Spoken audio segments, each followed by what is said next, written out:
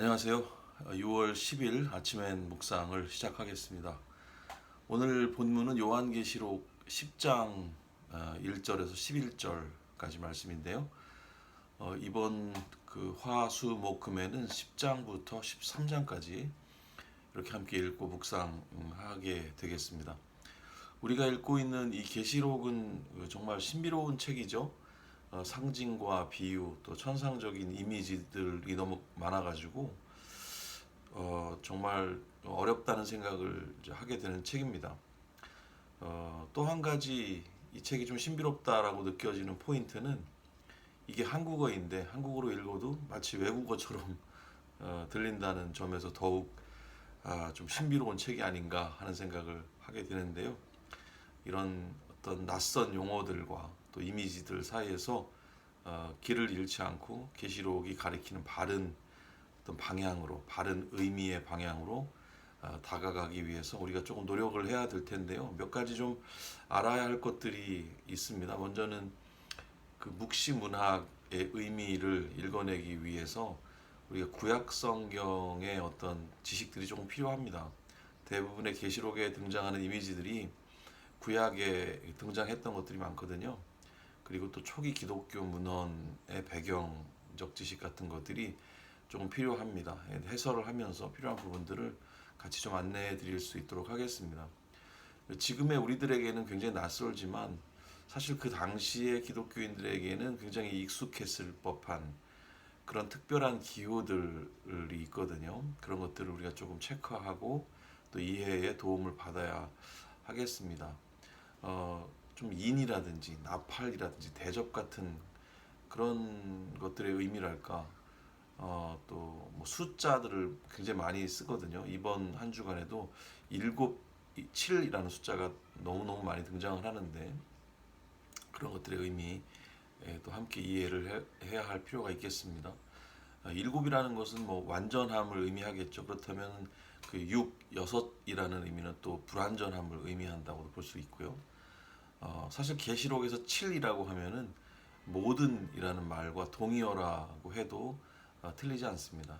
그래서 일곱 교회에 뭐 편지를 하라고 하는 것은 그 일곱 교회를 선별해서 일곱 교회에게만이라는 의미라기보다는 모든 교회에게, 심지어는 지금 우리들에게까지, 우리들의 교회까지를 포함하는 전체 교회를 다 망라하는 의미로 이해하는 것이 필요하겠습니다. 앞서서 8장과 9장에서는 그 일곱 인이 떼지면서 일곱 천사가 일곱 나팔을 들고 등장하는 그런 상황을 살펴보았습니다.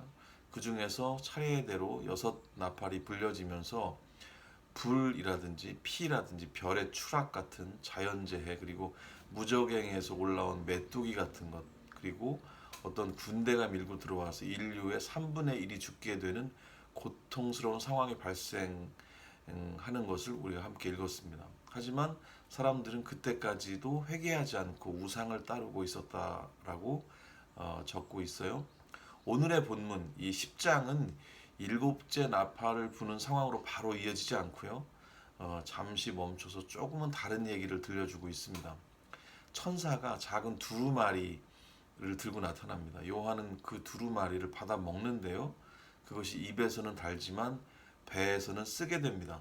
이 구절 어딘가에서 읽어본 듯 하지 않으세요? 그렇습니다. 이 구약에 나오는 표현인데요. 에스겔을 생각나게 하는 그런 구절입니다. 거의 똑같은 내용이 에스겔 2장과 3장에 적혀 있습니다. 그런데 에스겔을 읽어보면 에스겔에는 입에서 달다는 이야기는 등장을 하는데 배에서 쓸 것이라는 그런 표현이 등장하지는 않고요. 대신에 좀 다른 얘기가 적혀 있습니다. 이 두 얘기를 평행 구조로 이해할 수밖에 없다면, 의도적으로 거기서 가져온 거라고 한다면 배에서 쓰다는 표현 대신 적혀 있는 말씀을 우리가 좀 확인할 필요가 있겠죠. 그 말씀은 에스겔 3장 6절과 7절입니다. 만일 내가 말이 어려워 알아들을 수 없는 백성에게 너를 보냈다면 그들은 네 말을 들었을 것이다. 그러나 이스라엘 백성은 내 말도 듣지 않았으니 네 말도 듣지 않을 것이다. 그들은 모두 마음이 굳어버린 고집센 사람들이다. 바로 이 표현입니다.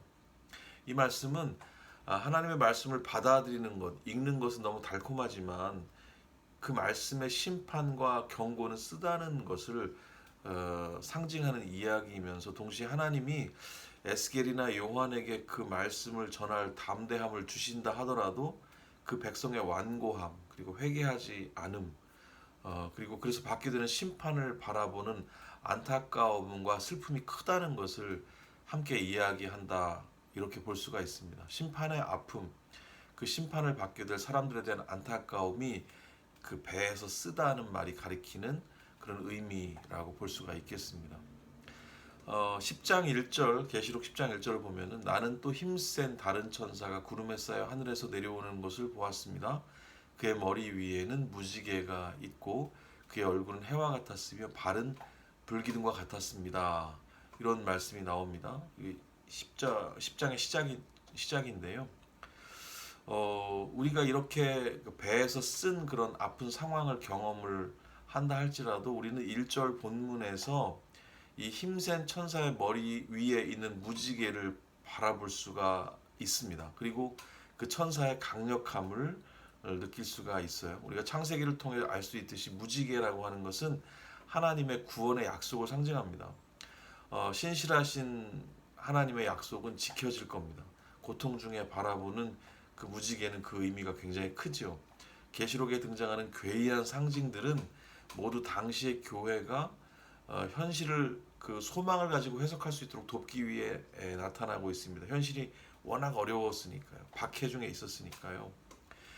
현실의 괴로움에 눈을 감거나 그 괴로움에서 공중부양해서 고통 없는 곳으로 공간을 이동하게 하는 그런 소망이 아니고 고통을 실제 경험하는 사람들에게 그 참혹한 고통을 모두 알고 계시다라는 사실을 하나님이 알려줄 뿐 아니라 하나님께서 하신 약속을 본인이 기억하고 계심을 이렇게 알려주고 계신다라고 볼 수가 있겠습니다.